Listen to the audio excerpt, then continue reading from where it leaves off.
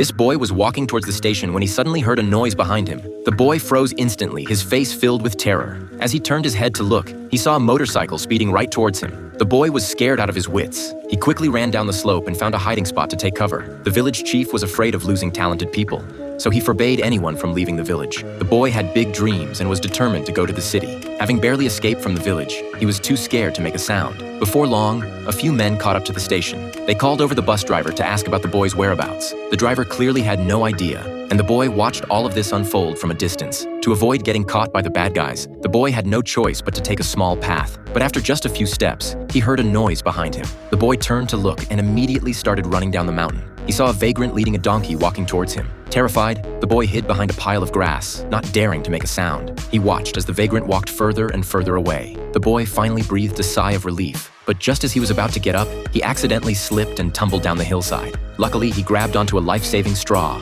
Although he survived, his water bottle fell to the bottom of the hill. The boy couldn't afford to think too much and quickly climbed back up the slope. However, the desert was getting hotter and hotter. Without a water source, he obviously wouldn't last long. The boy followed the footprints and caught up with the vagrant in front of him. Seeing the large water bottle in the vagrant's hand, he suddenly had an idea. When the vagrant fell asleep at night, the boy quietly snuck in. He grabbed some water and food and was about to turn and leave when the vagrant discovered him. Just as the vagrant was about to speak, the boy dropped everything and ran away. Having run all night, he was really tired. But in order to get to the city, he could only grit his teeth and keep going. As he walked, the boy suddenly saw what looked like a house up ahead. He was overjoyed and quickly ran over to check it out. As soon as he arrived, he discovered a water well inside. He immediately picked up a stone and threw it down. But unfortunately, the sound of the stone hitting the ground showed it was clearly a dry well. The boy was on the verge of a breakdown. Was he really going to die here? Growing up in the countryside, all he wanted was to go to the city and make a living. Who would have thought that before even reaching the city, he would starve to death in the middle of nowhere?